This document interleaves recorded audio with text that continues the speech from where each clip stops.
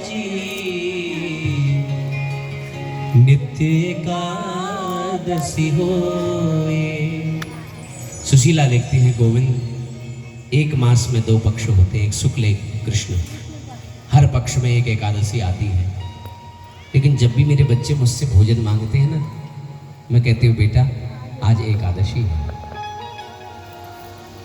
आज एकादशी है बेटा, आज उपवास होगा।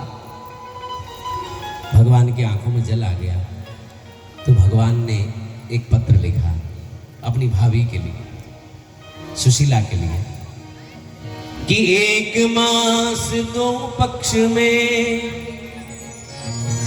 2 एकादशी होए। भाभी तेरे आगना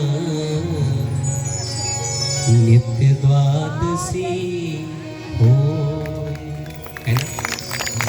एकादशी को व्रत होता है तो द्वादशी को भंडारा होता है, पारायण होता है। आज से कभी एकादशी नहीं आएगी, रोज द्वादशी होगी। जाओ आप खूब आनंद से सुदामा रहे, बहुत दिन रहे। एक दिन कन्हैया ने सुदामा से पूछ लिया, सुदामा भैया आगे क्या योजना है, घर की कैसे क्या करना है? सुदामा बोले, कन्हैया बोले अपने घर जाने में कैसा संकोच? अरे दूसरे के घर जाने में संकोच होगा ना, अपने घर जाने में कैसा संकोच? बोले ठीक है, अब तूने कह दिया तो चलते हैं। बोले भगवान बोले हाँ हाँ जाओ, निकलो इधर से जल्दी। सुदामा जी जाने लगे, और जैसे सुदामा जी चलने लगे ना, तो कन्हैया ने कहा, ए सुदामा जी इधर आओ। बोले हाँ कन्हैया बोल। बोले ये जो वस्त्र है ना, ये उतारो, कपड़ा उपड़ा उतारो। ये ले जाने के लिए नहीं है, ये प्रयोग करने के लिए था। प्रयोग हो गया, अब अपनी फटी धोती पहनो, वो फटी धोती पहन के निकलो यहां से।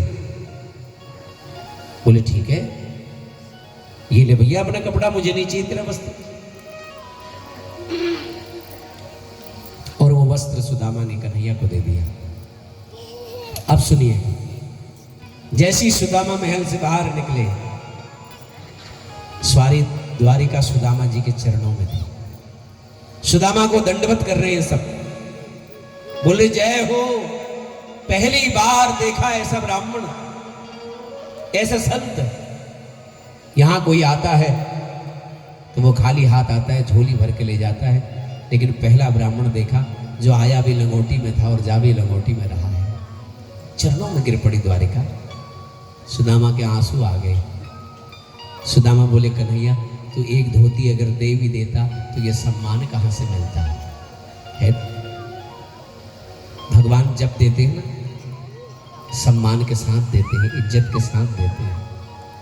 और हम किसी को कुछ देते हैं ना, तो इज्जत उतार के देते हैं।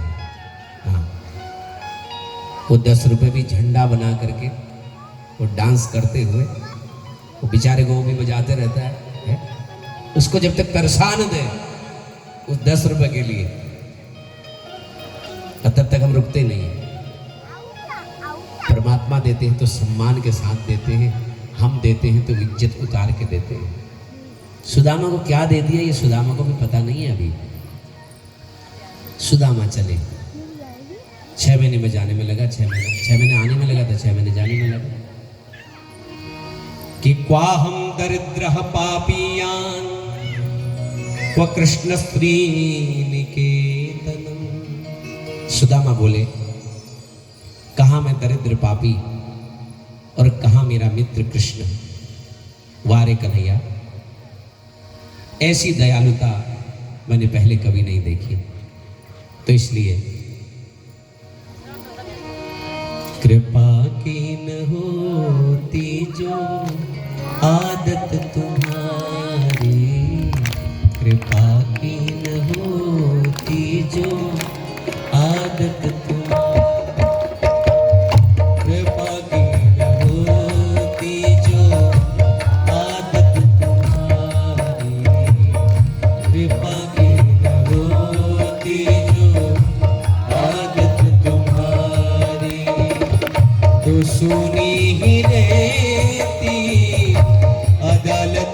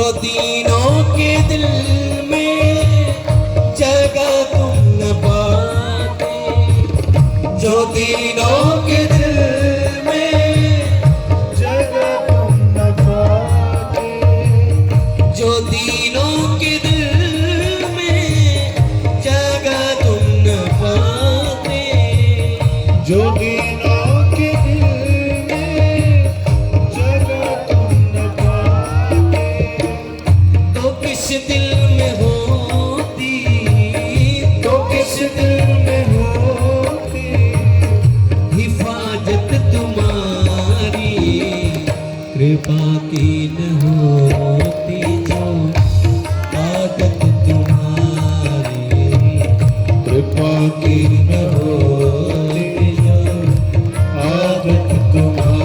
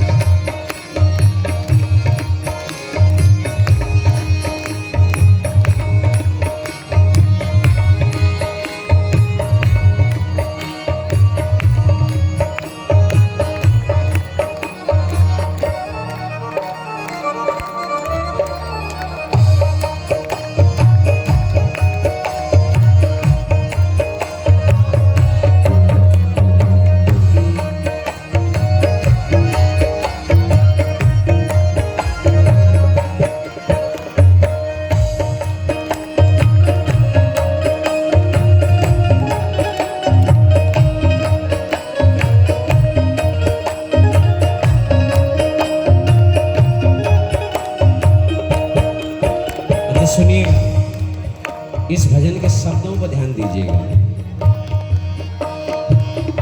गरीबों की दुनिया है आबाद तुमसे, गरीबों की दुनिया है आबाद तुमसे, गरीबों की दुनिया है आबाद तुमसे, गरीबों की दुनिया है आबाद तुमसे, गरीबों से है, गरीबों से है बादशाहत तुम्हारी, कृपा की न होती जो आदत तुम्हारी, कृपा की न होती जो तुम्हारी। कृपा की न होती जो आदत तुम्हारी, कृपा की न होती जो आदत तुम्हारी।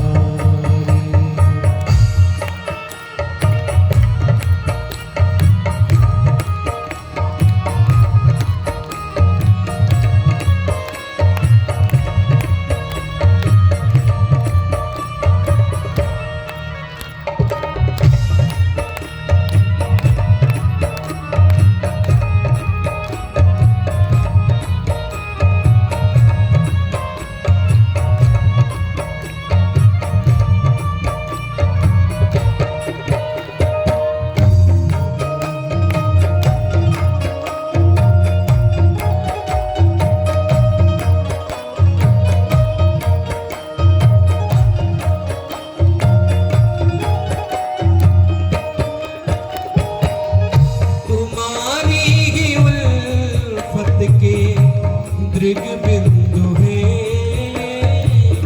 तुम्हारी उल्फत के, दृग बिंदु है तुम्हारी ही उल्फत के दृग बिंदु है, तुम्हारी उल्फत के दृग बिंदु है। अच्छा, दृग बिंदु का मतलब समझते हो? आंसू। तुम्हारी ही उल्फत के दृग बिंदु है, तुम्हारी उल्फत के दृग बिंदु है,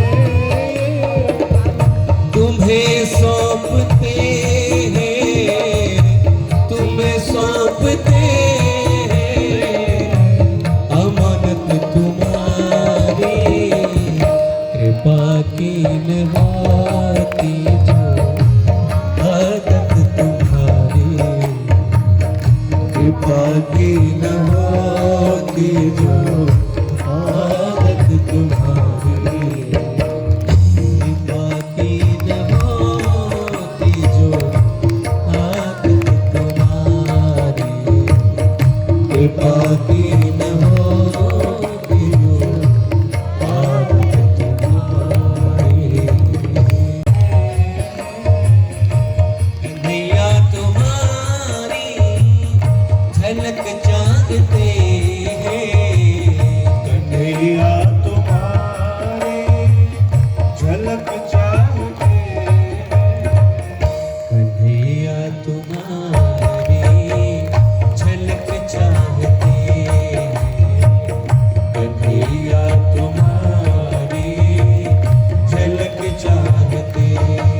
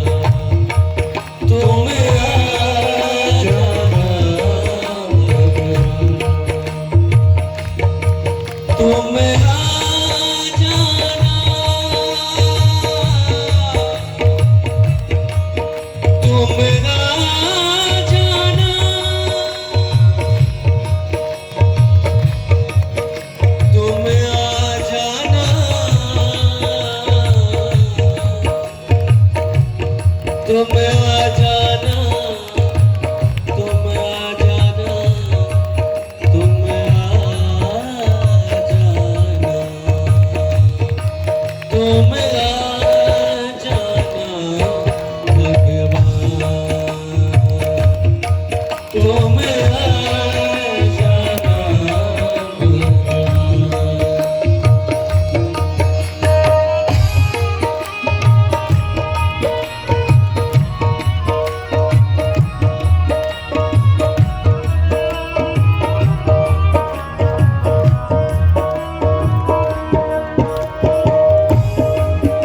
सभी का ये धन्यवाद करते हैं।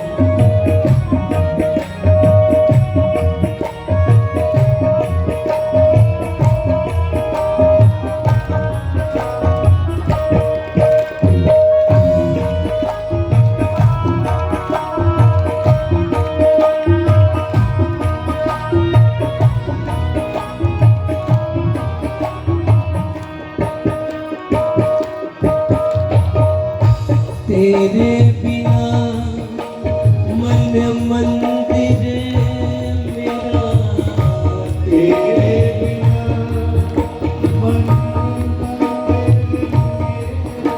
वो तेरे बिना मन मंदिर मेरा, तेरे बिना मन मंदिर मेरा है बड़ा सुनसान,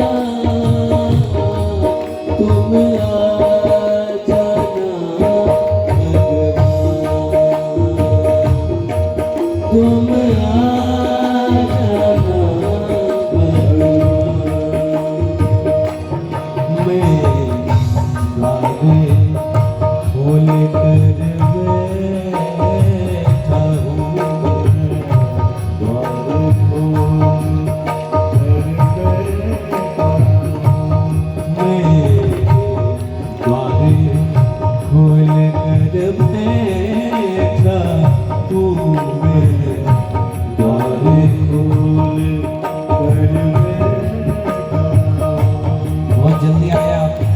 द्वारे खोल कर बैठा हूँ मैं, द्वारे खोल कर दोनों हाथ उठाओ।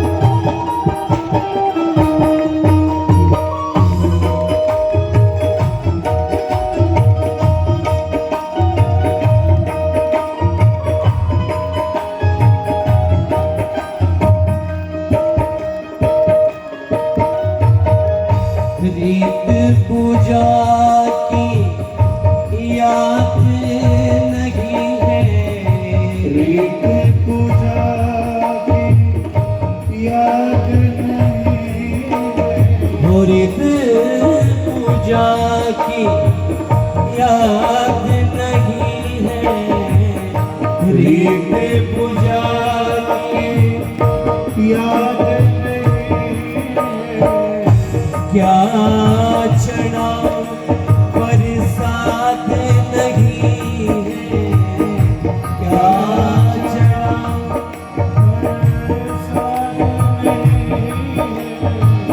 तुम हो दाता मैं हूँ भिखारी, तुम हो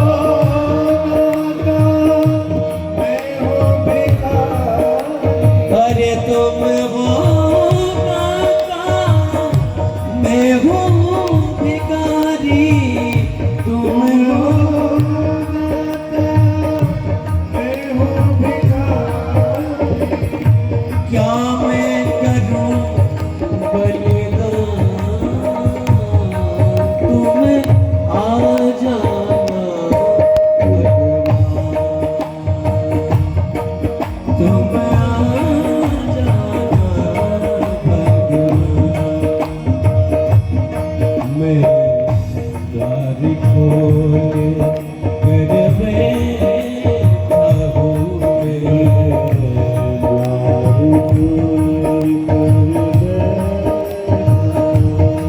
मैं द्वार खोले कर बैठा हूँ मैं द्वार खोले कर तुम आ जाना भगवान, तुम आ जाना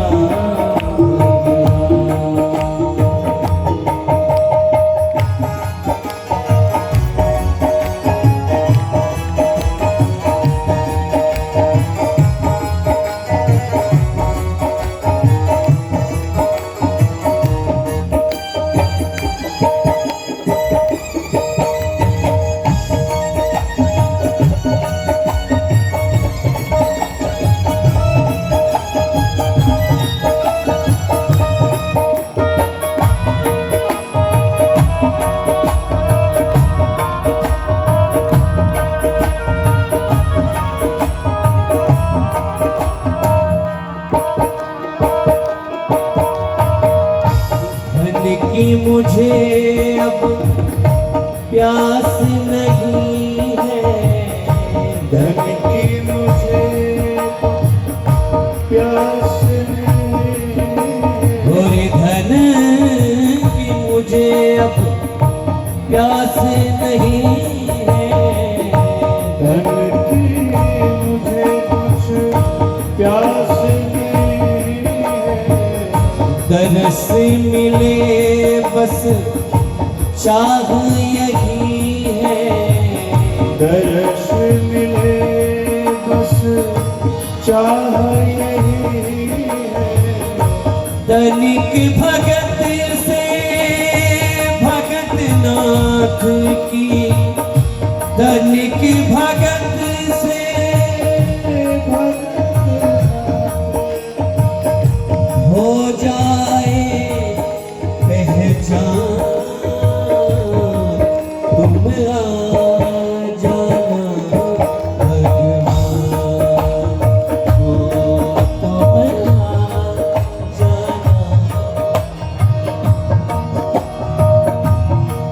तुम आ जाना, तुम आ जाना,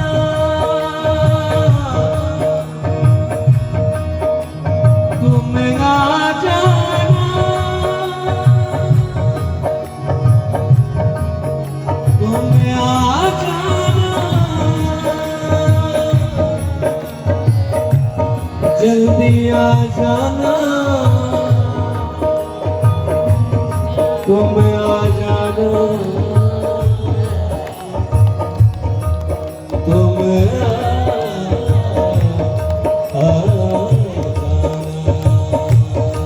तुम आ जाना,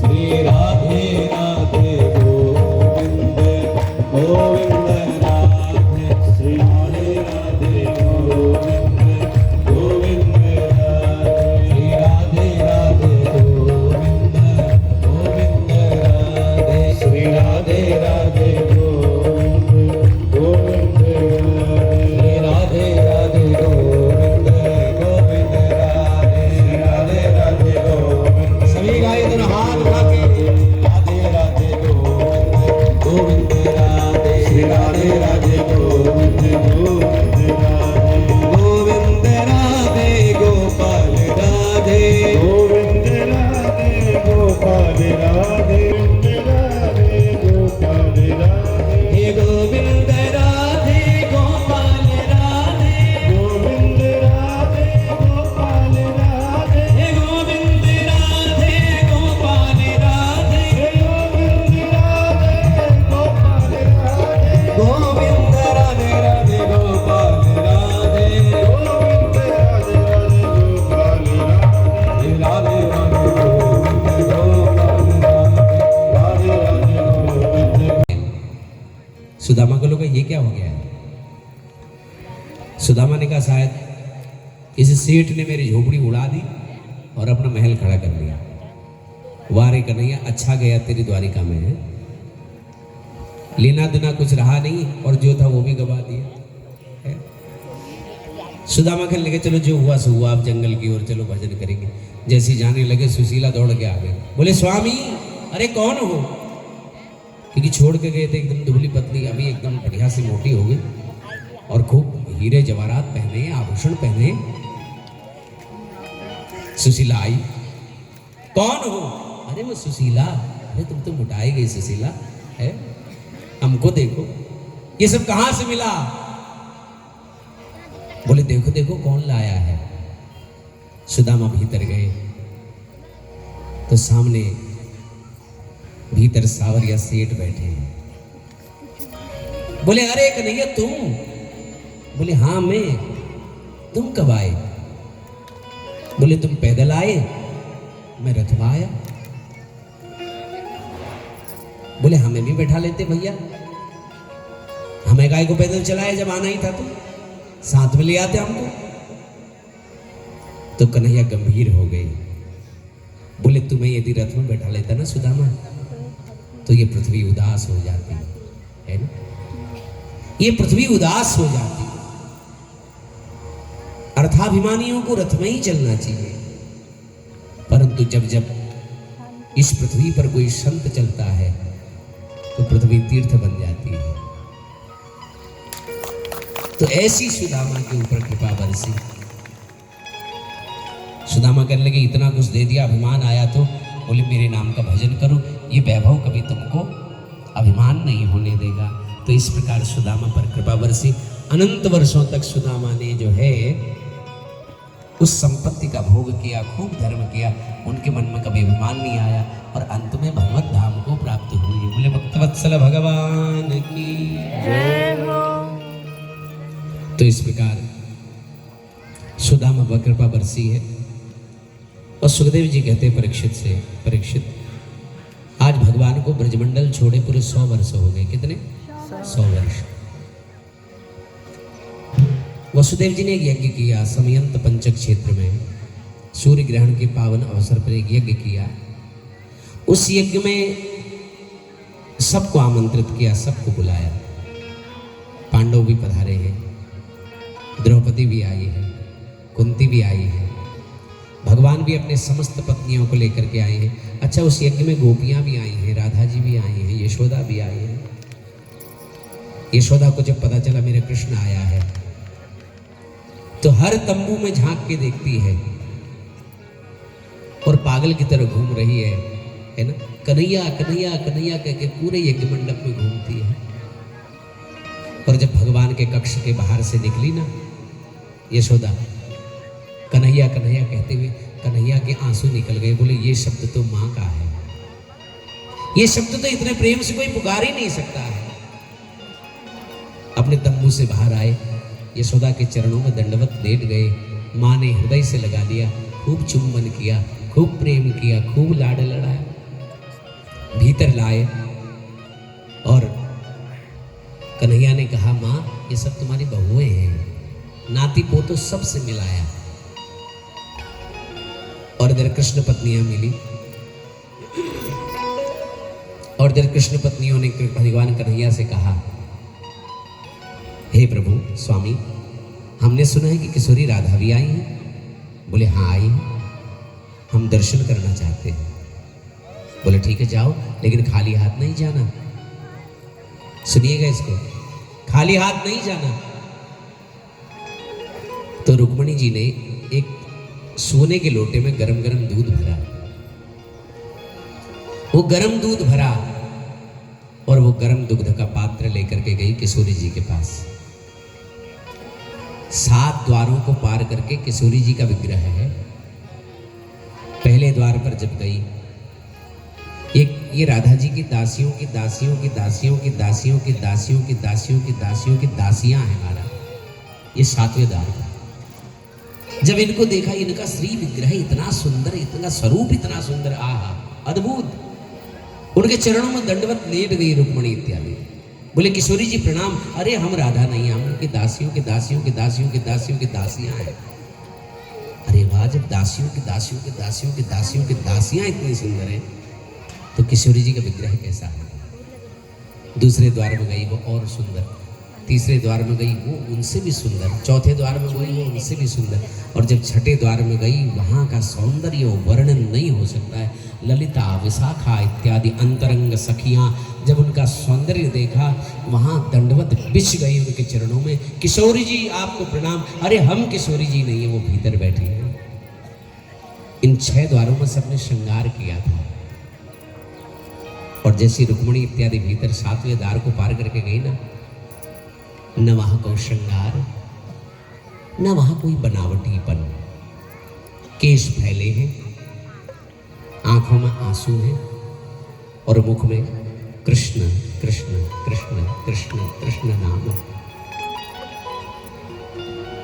कृष्ण पत्नियां शून्य हो गई वहां जाकर के। न कोई श्रृंगार, न कोई बनावटीपन। सौंदर्य 2 प्रकार का होता है। कितने प्रकार का? 2 प्रकार का। कौन कौन सा? बोले एक ब्यूटी पार्लर का और दूसरा भजन का। 2 प्रकार का सौंदर्य। एक भजन का सौंदर्य वो देखते ही बनता है, उसमें आकर्षण होता है। तो किशोरी जी का जो सौंदर्य है वो भजन का सौंदर्य है। और वहां न कोई घर की चर्चा, न कोई परिवार की चर्चा। किशोरी जी की तरफ से पहला प्रश्न रुक्मिणी को, रुक्मिणी कृष्ण का चिंतन करती हो कि नहीं? बोले किशोरी जी आपका आशीर्वाद रहा तो एक दिन वो भी होगा। निवेदन इतना था कि आपके लिए ये दूध लाई थी, आप इसे पी लेती तो हमको अच्छा लगता। किशोरी जी ने कहा जब से प्राण वल्लभ प्रियतम कृष्ण इस ब्रजमंडल को छोड़ करके गए हैं ना, तब से मैंने दूध पीना तो दूर, मैंने दूध का स्पर्श तक नहीं किया। रुक्मिणी के मुख से निकल गया, ये भगवान ने तो भेजा है, कन्हैया ने तो भेजा है। और जैसी सुना कन्हैया ने भेजा है तो रुक्मिणी के हाथों से जबरन उस दूध के लोटे को छीन लिया। वो गरम गरम दूध, वो खौलता हुआ दूध किशोरी राधा एक श्वास में पान कर गई, पी गई। और रुक्मिणी देखी रह गई, बोली ये क्या पागलपन है, ये कैसा पागलपन है। मिल करके आए कृष्ण पत्नियां, वहां जाके शून्य हो गई, अभिमान बह गया सारा। प्रेम की पराकाष्ठा का दर्शन कर लिया महाराज। और जब रुक्मिणी आई भगवान के पास, भगवान सैया में सोए हुए हैं, मेरे प्रभु के चरणों के नीचे छाले पड़े हैं। रुक्मिणी ने कहा ये छाले कैसे? आप धूप में चले होंगे नंगे पैर, कंकड़ीली जमीन पर गए होंगे, कांटों पर चले होंगे आप। बोले नहीं नहीं हम कहीं नहीं गए, हम तो यहीं हैं। बोले तो छाले कैसे? बोले छाले तुमने दिए ना रुक्मिणी? मैंने दिए। बोले किशोरी जी को गर्म दूध तुमने पिलाया? बोले बिल्कुल पिलाया। बोले जानती हो किशोरी जी का जो हृदय है वहां मेरे चरणों का स्थान है, और जब तुमने गर्म दूध उसको पिलाया ना, देखो मेरे चरण जल गए। वास्तव में श्री राधा कृष्ण स्वरूपम वही, श्री राधा कृष्ण स्वरूप, राधा ही तो कृष्ण है, कृष्ण ही तो राधा है। नाम 2 है लेकिन इसमें कोई अंतर नहीं है। कल भी मैंने बोला था कि जब से राधा श्याम के नैन हुए हैं 4, श्याम बने हैं राधिका, राधा बन गई श्याम, अंतर नहीं है दोनों में, ये एक ही है महाराज। त्याग को देखना है तो किशोरी जी के चरित्र में देखो, वैराग्य को यदि देखना है तो गोपियों के चरित्र में देखो। गोपी क्या है?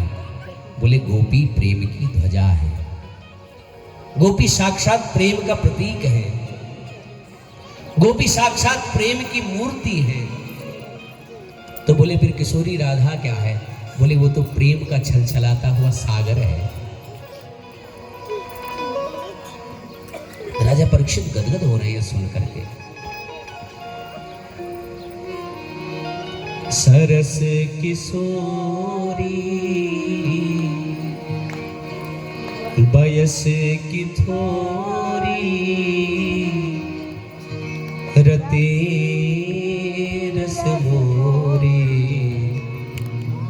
कीजे कृपा की को श्री राधे कीजे कृपा की को साधनहीन दिन मेरा धे तुम करुणामयी प्रेम अगाधे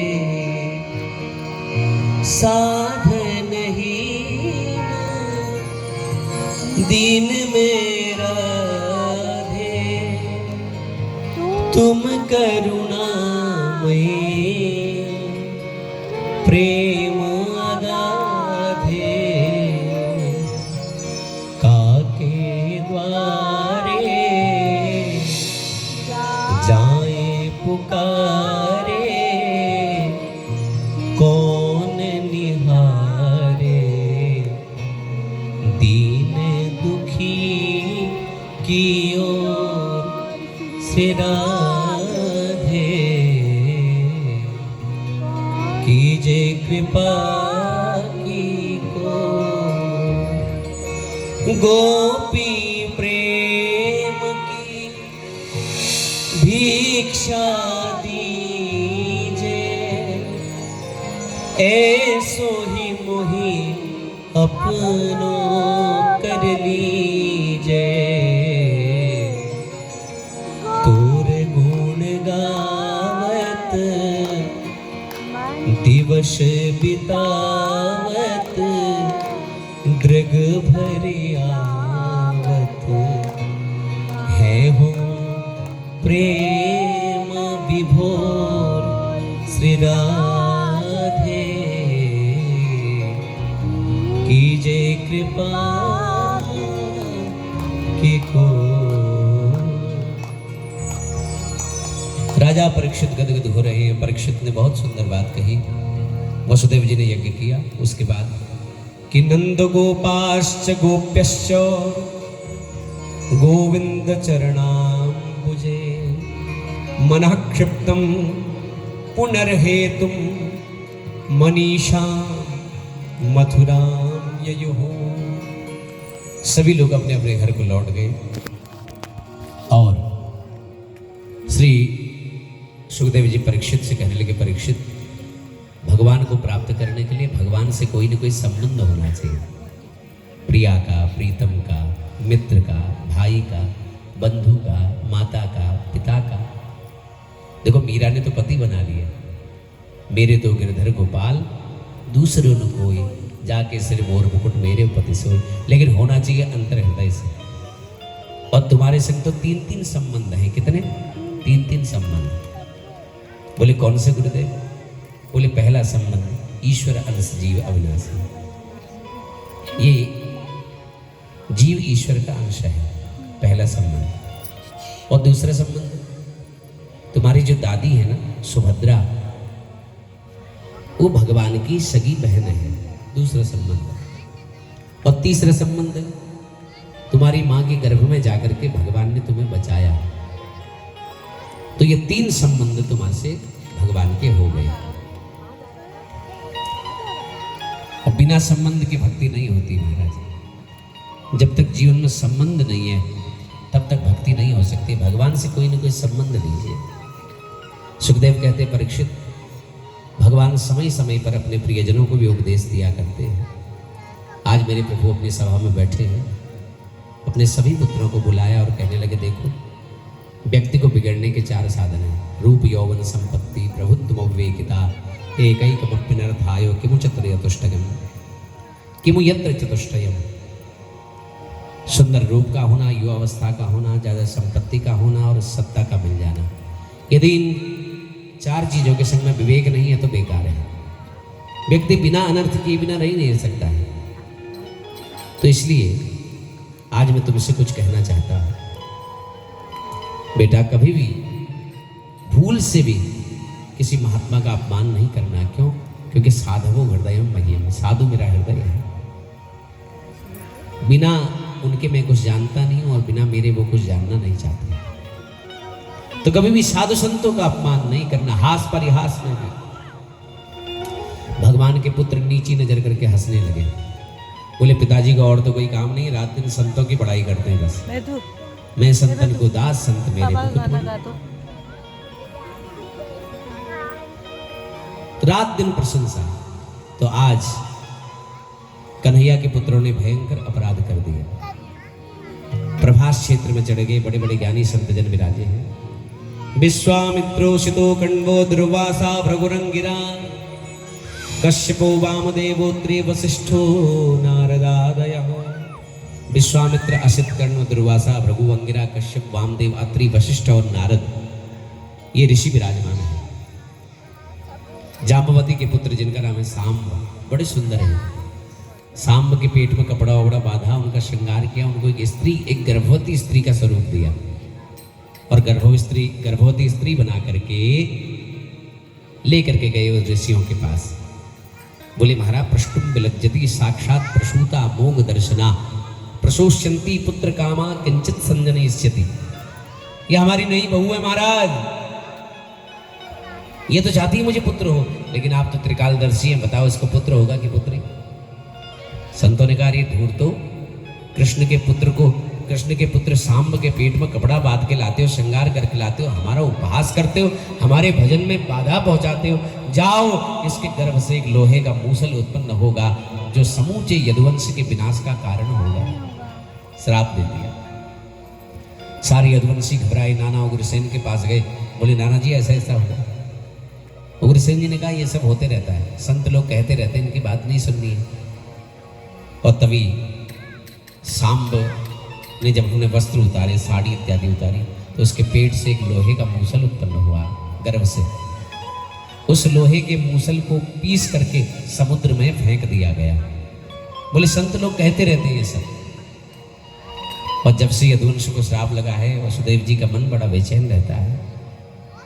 नारद जी आए हैं, नारद जी को प्रणाम किया है वसुदेव जी ने और कहने लगे प्रभु, मानव जीवन लेकर के मैंने इसे व्यर्थ में बिता दिया, गवा दिया। जीवन के एक एक पहलू को मैंने नहीं समझा। अब चौथा प्रहर आ गया, कब श्वास बंद हो जाए कौन जाने। इसलिए आपके चरणों में मैं निवेदन करता हूँ, प्रणाम, मेरा मार्गदर्शन करें। मैं बचपन से सुनते आया हूँ भागवत धर्म क्या है ये भागवत धर्म? बोले जो प्रश्न तुम मुझसे कर रहे हो यही प्रश्न राजा जनक ने नवयोगेश्वरों से किया था। एक बार राजा जनक महाराज क्या नवयोगेश्वर पधारे, और ये नवयोगेश्वर कौन कौन है? कवि, हरि, अंतरिक्ष, प्रबुद्ध, पिप्पलायन, आविर्होत्र, द्रुमिल, चमस, करभाजन, ये नवयोगेश्वर है। राजा जनक ने प्रणाम किया और उनसे कहा कि दुर्लभो मानुषो देहो देहिनां क्षणभंगुरा तत्रापि दुर्लभं मन्ये वैकुंठं प्रिय दुर्लभम। वैकुंठ प्रिय दर्शन। एक तो मनुष्य शरीर मिलना दुर्लभ। परमात्मा जब विशेष कृपा करते तो मनुष्य शरीर मिलता है, संक्षिप्त में कहते हैं। और ये शरीर भी बड़ा क्षणभंगुर, एक क्षण में क्या होगा पता नहीं। और उसमें सबसे बड़ा दुर्लभ वैकुंठनाथ भगवान के प्रेमियों का दर्शन होना। मुझे कृपा करके बताइए कि अनंत कल्याण का मार्ग क्या है, भागवत धर्म कैसे कहते हैं, उसकी परिभाषा क्या है? नवयोगेश्वर प्रसन्न हुए और कहने लगे कि यवै भागवता प्रोक्ता उपाया लात्मलब्धये अंजः पुंसाम विदुषां विद्धिं भागवतां हितां। आत्मा के कल्याण के लिए परमात्मा ने जो सबसे पहले उपदेश किया उसे भागवत कहते हैं। भागवत धर्म की परिभाषा, उसके 3 धर्म हैं, उसकी 3 धाराएं हैं। भागवत धर्म का आरंभ होता है विश्वास से, भागवत धर्म का मध्य होता है संबंध से, और भागवत धर्म का अंत होता है समर्पण से। इसलिए यत् करोसि यत् स्नासि यज्जुहोसि यदाति यत् मय्यर्पितं मनो बुद्धि ययात्मा संप्रसीदति। जीवन में जो कुछ भी करते हो ना, तुम सब भगवान को समर्पित कर दो। यहाँ नवयोगेश्वर कहते हैं कायेन वाचा मनसेन्द्रियैर्वा बुद्ध्यात्मना वानुसृत स्वभावा करोति यद्यत् सकलं परस्मै नारायणायेति समर्पयेत। मन से, वाणी से, शरीर से, इंद्रियों से, कर्म से, क्रिया से जो कुछ भी करो सब परमात्मा को समर्पित कर दो। समर्पणात्मक दृष्टि से किया गया कार्य ही भागवत धर्म कहलाता है। ऐसी परिस्थिति में जो व्यक्ति चलता है वो भागवत का अनुशीलन करता है, उसे भागवत ही कहते हैं। इसलिए नारद जी कहते हैं वसुदेव जी कहीं जाने की जरूरत नहीं है, तुम्हारा जो पुत्र है ना कृष्ण, ये निर्गुण निर्विशेष निर्विकल्प नरीह ब्रह्म है जो सगुण रूप में अवतरित होकर के आया है। कहीं मत जाओ, इन्हीं का चिंतन करो, यही जीवन का सार है। नारद जी वहां से चले गए उपदेश दे करके। इधर देवता भगवान के पास आए और बोले प्रभु आपने अवतार लेते समय हमसे कहा था कि मैं शीघ्र ही वैकुंठ को आऊंगा, तो पृथ्वी का भार दूर हो गया, सारे राक्षस मारे गए, वैकुंठ कब पधारेंगे? भगवान बोले पृथ्वी का सबसे बड़ा भार मेरा अपना कुल है, वंश है। जब तक यदुवंश नष्ट नहीं हो जाता तब तक कैसे सोचूं कि पृथ्वी का भार दूर हो गया। तो इसलिए अभी तुमको थोड़ी प्रतीक्षा करनी पड़ेगी। देवता चले गए। इधर उद्धव को न जाने कैसे पता चल गया कि भगवान जाने वाले हैं, अपने धाम पधारने वाले हैं। उद्धव रोता हुआ भगवान के पास आया, बोले हे केशव ये क्या सुन रहा हूं मैं, आप जाना चाहते हैं? मैं भी नहीं रहूंगा यहाँ, मुझे भी आपके संग चलना है, मुझे भी ले चलो। कन्हैया बोले देख उद्धव मेरा कहीं आना जाना नहीं होता। जब मैं भक्तों को दिखता हूं तो भक्त कहते हैं भगवान आ गए, नहीं दिखता हूं तो कहते हैं चले गए। पर वास्तव में मेरा आना जाना नहीं होता है। उद्धव ने तुरंत चरण पकड़ लिए, हे प्रभु कलयुग आ रहा है, कलयुग में लोगों की प्रवृत्तियां बड़ी विचित्र होंगी, कलयुग में शीघ्र आपसे मिलने का साधन क्या होगा? तो गोविंद गंभीर होकर के बोले एक चीज को पाने के लिए दूसरी चीज को छोड़ना होगा, यही मुझसे मिलने का साधन है। उद्धव बोले मैं समझा नहीं। बोले संसार से वैराग्य और मेरे प्रति अनुराग, यही मुझसे मिलने का साधन होगा। उद्धव ने कहा प्रभु वैराग्य क्या है? बोले वैराग्य 3 प्रकार का है, मरकट वैराग्य, शमशान वैराग्य और सच्चा वैराग्य। मरकट मतलब बंदर जैसा जो स्थिर है ही नहीं, कभी इस पेड़ पर तो कभी उस पेड़ पर, आया गया। शमशान वैराग्य जब किसी मृतदेह को ले जाते तब भी वैराग्य आता है, वो भी क्षणिक है। और तीसरा होता है सच्चा वैराग्य, सच्चा त्याग कबीर का, जो मन से दिए उतार, जिसका मन मेला भया वो तो डूब गया मझधार। वास्तविक त्याग अंदर से होता है उद्धव। अंदर से होने वाला त्याग जब ऊपर से प्रस्फुटित हो जाए तो उसी का नाम है संन्यास। गीता में भगवान कहते हैं ना काम्यानाम कर्मणां न्यासः संन्यासः, काम कर्मों का न्यास ही संन्यास है। उद्धव ने तुरंत चरण पकड़ लिए, योगेश योग विन्यास योग आत्मनियोग संभव स्त्रीयसाय में प्रोक्तस् त्यागः संन्यास रक्षणो। हे प्रभु आप योग के स्वामी हैं, योग के अधीश्वर हैं, मान लियो मैंने सब कुछ त्याग दिया तो सन्यासी मुझे सन्यास जीवन जीते हुए मुझे कैसे रहना चाहिए? इसी क्रम में भगवान ने दत्तात्रेय जी का चरित्र बताया और बताया कि भैया सन्यास तो व्यक्ति, त्याग तो व्यक्ति कहीं से भी सीख सकता है, त्याग तो व्यक्ति एक बच्चे से भी सीख सकता है। दत्तात्रेय जी ने एक वेश्या को भी अपना गुरु बना लिया है ना, उन्होंने मछली को भी गुरु बनाया, उन्होंने सर्प को भी गुरु बना लिया, उन्होंने जल को भी गुरु बना लिया, आकाश को भी गुरु बना लिया, पृथ्वी को भी गुरु बना लिया। ये सीखा ये पृथ्वी कितनी सहनशील है, और अंत में उन्होंने अपने शरीर को गुरु बनाया कि ये शरीर जैसा अभी है वैसा 5 मिनट बाद नहीं रहेगा। हाँ, तो इसलिए भगवान कृष्ण कहते हैं उद्धव से, उद्धव संत के जो लक्षण थे मैंने तुम्हें बताए। फिर कहते हैं चारों युगों में, सतयुग में, चारों वेदों में, सामवेद में, अकारों में, अक्षरों में आकार में, ओंकारों में ओंकार में, कवियों में शुक्राचार्य में, बृहस्पति ब्रह्मनिष्ठों में मैं, पुरोहितों में वशिष्ठ में हूँ, भक्तों में असुर प्रहलाद में हूँ, प्रेमियों में अर्जुन में हूँ, मनुओं में स्वयंभू मनु में हूँ, स्त्रियों में शत्रुपा में हूँ और भक्तों में उद्धव तुम भी मैं ही हूँ। इसलिए उद्धव सुनना क्या है, सुनने के बाद चिंतन करो। मैं आज तुम्हें पुनः बताना चाहता हूँ कि मोह निशा जग सो बनिहारा, देखई स्वप्न अनेक प्रकारा। ये संसार केवल स्वप्न है और सत्य केवल मैं हूँ, मेरा नाम है। इसका चिंतन तुम बद्रीनाथ में जाकर के अलकनंदा के किनारे करना और मैं वहाँ तुमको प्राप्त हो जाऊँगा। इतना कह करके भगवान मौन हो गए। यदुवंशियों की बुद्धि बिगड़ गई, विकृति आ गई। जाको प्रभु दारुण दुख दे ताकि मति पहले हर ले। दस परमात्मा जिसको तकलीफ देते हैं उसकी बुद्धि का हरण पहले ही हो जाता है। यदुवंशियों की बुद्धि विकृत हो गई, तलवारें खनकुटी, एक दूसरे को ही भाई भाई मारने लगे महाराज। हाँ। कृष्ण बलराम समझाने गए तो उन्हीं को मारने दौड़ पड़े। आग्नेय अस्त्र, आशुक्त अस्त्र, सारे शस्त्र शस्त्र समाप्त हो गए। तो जिस लोहे के मूसल को पीस करके फेंका था ना समुद्र में, उसकी एरका नाम की घास उत्पन्न हो गई। उसी घास को उखाड़ उखाड़ करके एक दूसरे पर वार करने लगे, कटने लगे। 99 लाख से ज्यादा यदुवंशी समाप्त हो गए। और इधर अंत में बलराम जी ने भगवान के चरण पकड़ लिए, कहा प्रभु आपके चरणों में मेरा प्रणाम। इस लीला में आपका बड़ा भाई बनकर के आया था, लेकिन हूँ तो आपका दास, आपका शेषनाग। और देखते ही देखते बलराम जी ने शेष का अवतार धारण किया और क्षीर सागर में चले गए। जिस लोहे के मूसल को पीस करके समुद्र में बैठा था उसकी एक टुकड़ा, एक मछली निकल गई। उसी मछली को एक बहेलिये ने जब पकड़ा, उसके पेट को काटा तो उसे लोहे का टुकड़ा मिला और उसने उसको अपने बाण में लगा लिया टुकड़े को। और आज जब भगवान प्रभास क्षेत्र में अर्धशयनावस्था में विराजमान थे तो दूर से इस बहेलिये ने कोई जीव समझ करके, कोई जानवर समझ करके बाण मारा। भगवान के चरणों में लगा वो बाण और बहेलिया आया और बहेलिया अश्रुपात करने लगा देख करके। माँ भेर जरे त्वमुत्तिष्ठ कामये सक्रतो हि मे याहि त्वं मदनुज्ञात स्वर्गं सुकृतिना पदम।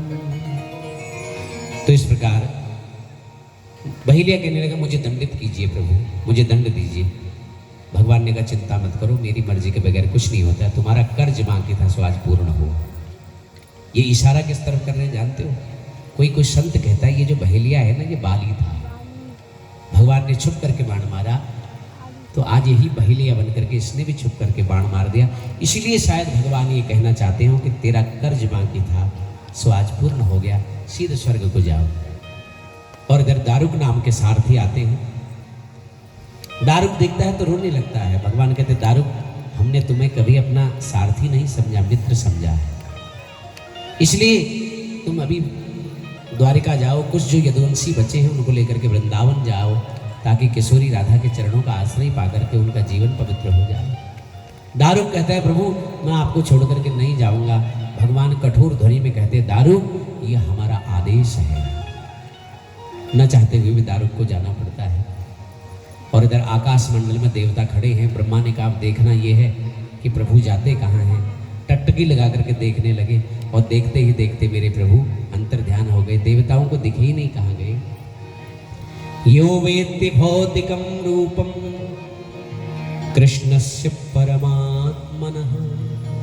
भगवान का कभी जन्म नहीं होता, ना उनकी मृत्यु होती है, वे अवतार लेते हैं और अंतर ध्यान होते हैं। देवताओं को दिखे नहीं किधर गए।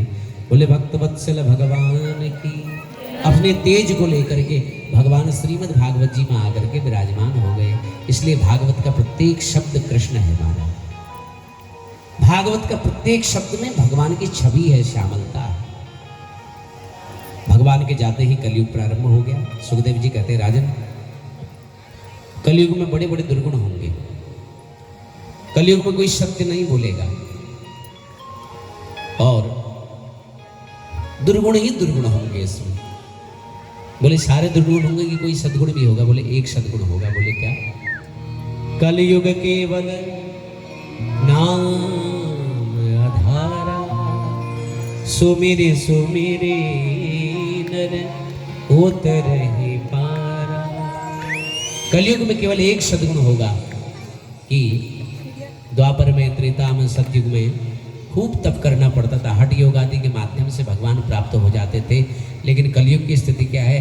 कलयुग में अगर पूरा विश्व, ध्यान दीजिए, कलयुग में अगर पूरा विश्व एक हो करके एक स्वर में राम बोल दे तो राम उतर जाएंगे तुरंत। ये कलयुग की विशेषता है। कलयुग केवल नाम आधारा, सुमिर सुमिर नर उतर ही पारा। और सुखदेव जी के सामने परीक्षित बैठे हैं।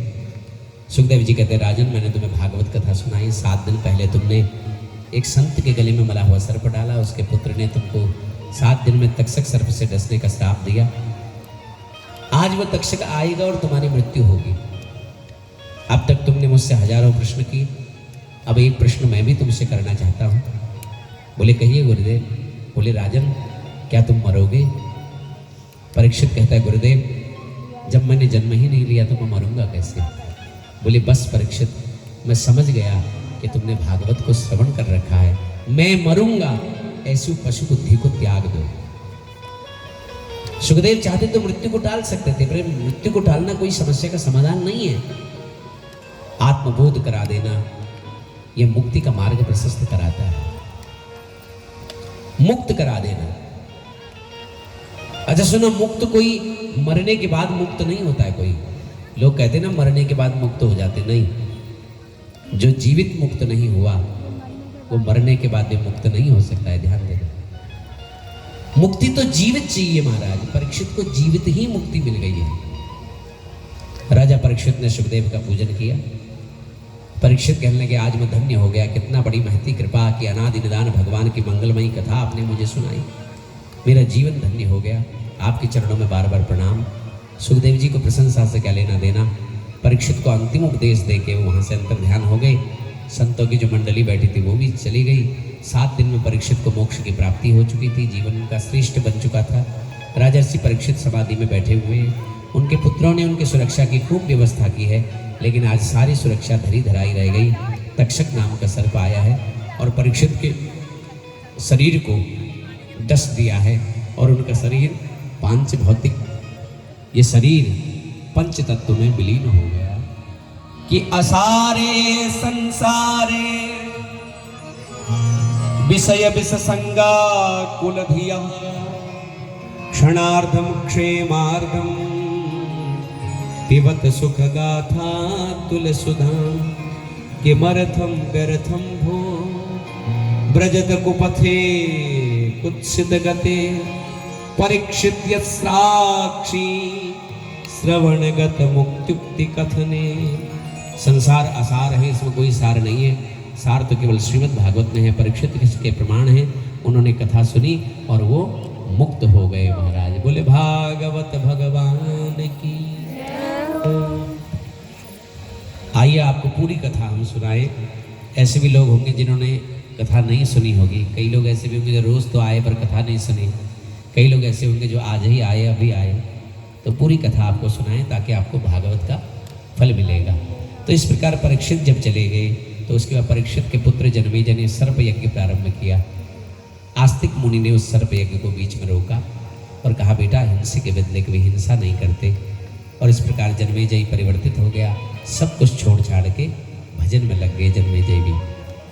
श्रीमद् भागवत जो कथा है इसके 10 लक्षण कहे गए हैं। कितने? 10। सर्ग विसर्ग स्थान पोषण ऊति मनवंतर कथा ईशानु कथा निरोध मुक्ति आश्रय, ये भागवत के 10 लक्षण हैं। 12 स्कंद, 335 अध्याय, 18,000 श्लोक इस ग्रंथ में। प्रथम स्कंद में सुखदेव जी परीक्षित का जन्म, कुंती स्तुति, भीष्म स्तुति, राजा परीक्षित की सभा में सुखदेव जी के आवागमन आदि का वर्णन। द्वितीय स्कंद में सत्यो मुक्ति कर्म मुक्ति का वर्णन, ब्रह्मा की उत्पत्ति, चतुश्लोकी भागवत की व्याख्या। तृतीय स्कंद में विदुर मैत्रेयी संवाद, कपिल तो विभूति संवाद, भगवान वराहावतार, हिरण्याक्ष वध इत्यादि। चतुर्थ स्कंद में सती चरित्र, ध्रुव चरित्र, ध्रुव जी के वंश का निरूपण। पंचम स्कंद में प्रियव्रत चरित्र, आग्नि चरित्र, नाभि चरित्र, जड़भरत की कथा, जड़भरत रघुगण संवाद, खगोल भगोल इत्यादि का वर्णन। छठवें स्कंद में सर्वप्रथम अजामिलोपाख्यान, गुरु हत्या का परिणाम, मरुदगणों की उत्पत्ति इत्यादि का वर्णन। सातवें स्कंद में प्रहलाद चरित्र, भगवान नृसिंह की कथा। 8वें स्कंद में गजेंद्र उपाख्यान, समुद्र मंथन, वामन चरित्र, मत्स्यावतार। 9वें स्कंद में सूर्यवंश का निरूपण, संक्षिप्त में राम कथा। बृहद चंद्र वंश का निरूपण, संक्षिप्त में कृष्ण कथा। 10वें स्कंद में परीक्षित के कहने पर सुखदेव जी के द्वारा कृष्ण लीलाओं का विस्तार से निरूपण, गोकुल लीला, वृंदावन लीला, मथुरा लीला, द्वारिका लीला आदि का विस्तार से वर्णन, भगवान की करुणा की कथा।